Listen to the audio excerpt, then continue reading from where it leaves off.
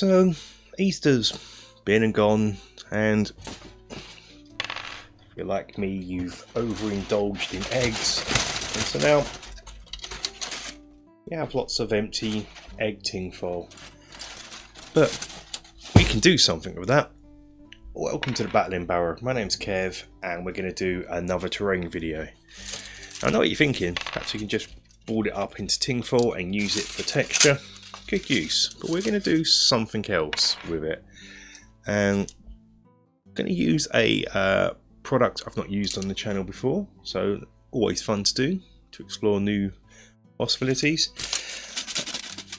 I want to start running some D&D games this year, especially when lockdown eases and we can have people around. And I'm going to start off with 0 level characters and do a funnel where you just put all your characters through, 0 level characters through a little quest that's designed really to kill them. So it's last man standing, survival of the fittest going to be your character.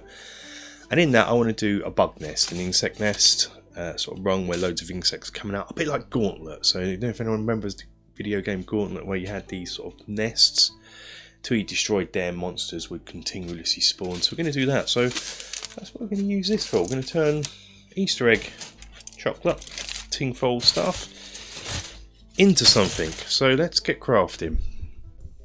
Okay, so let's take some of this tin foil, and what we're going to do is sculpt it into a basic shape.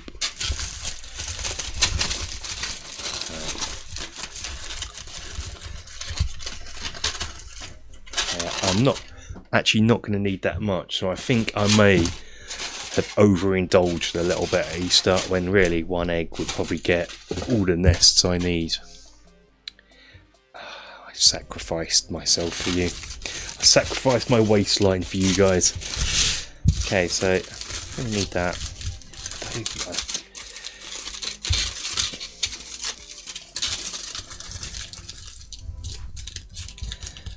Whilst these are going to be giant bugs, it is just a substructure I'm doing here, because I'm going to be cladding it in another material which adds thickness.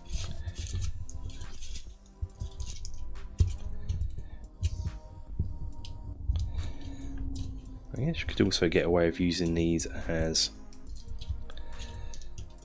sci-fi insect nests. Where's Hugo? So I'm thinking something like that, but we're going to make a few. So what I'm trying to do is just sculpt into some sort of nest type shape.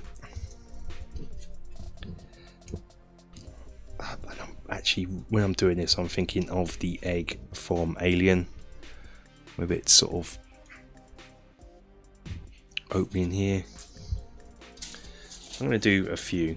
And if you're watching this thinking this is not going to be the most amazing terrain video where you look at the piece and go, wow, that's awesome, you are correct. That's not what this video is about.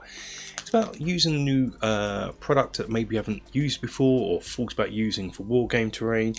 And then what we're going to be using is a Fimo clay. This is a oven drying clay. So the nice thing about this, it stays workable until you oven bake it. So unlike stuff like epoxy products such as green stuff or milliput, where you've got a limited working time, you can work on this pretty much for as long as you want. So that's what this video is about. So let's get this sort of product onto our little insect nest things. Take your clay, rip some off, and to begin with it might be a bit stiff, so you're just going to warm it up, manipulate it in your hands. Now to sort of thinned it out a little bit. You can get rolling pins. I do have one somewhere that will be handy. And we're just going to sort of cover the tin foil piece in this stuff. And I was only using that just to bulk it out. Make sure you cover the inside.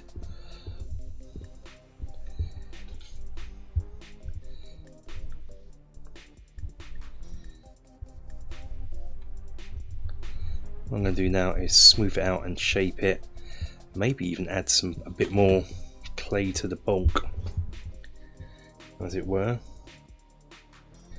because you can add it in and just smooth it on. You can do if I We have the camera in a silly place. So we'll make sure that it still stands up.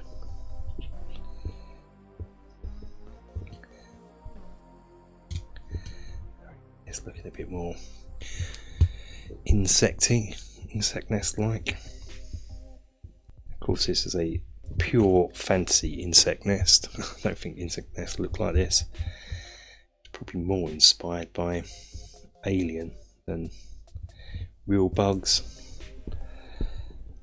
I just want something to represent an insect nest and sort of be somewhat horrific as well looking. Creepy crawly, so that's where the bug's going to come from in there. And now get some more of our tinfoil from our eggs, and we use that just to add in a bit of a pattern, just so when we paint this and dry brush it. As I said, the nice thing is you got a long working time with this, because you can still work on it until you oven bake it.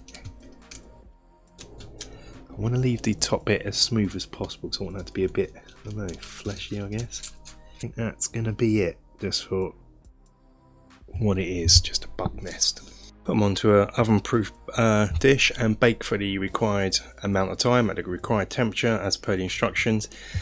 So for this, it's going to be like 130 degrees for 10-15 minutes.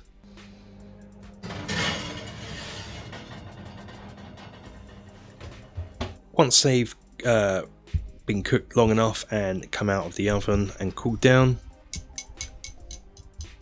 they'll be solid and clay-like. And because of the nature of Fimo clay, you can paint them using normal acrylic paint, so your hobby paints and your craft paints.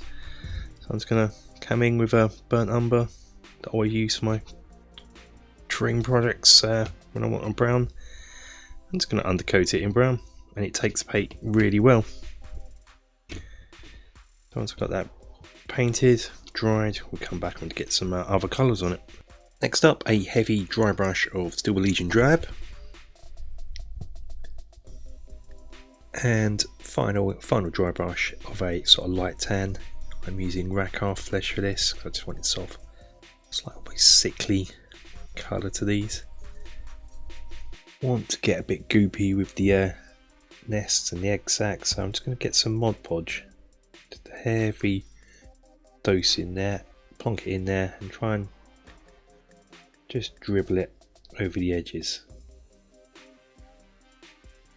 Hopefully when this dries it will just look clear but liquidy and gooey is what I'm going for. You could always add a bit of colour to this if you wanted to, but I want clear goo. Hopefully I'll let you know how that goes. And with that we are done. They end up looking like.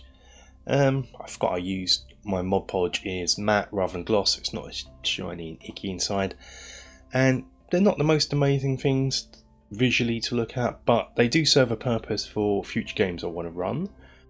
And it wasn't about making something that necessarily looked amazing. This video was about using a new product we've not used before and seeing what it's like to work with. So I tried something small and simple for that.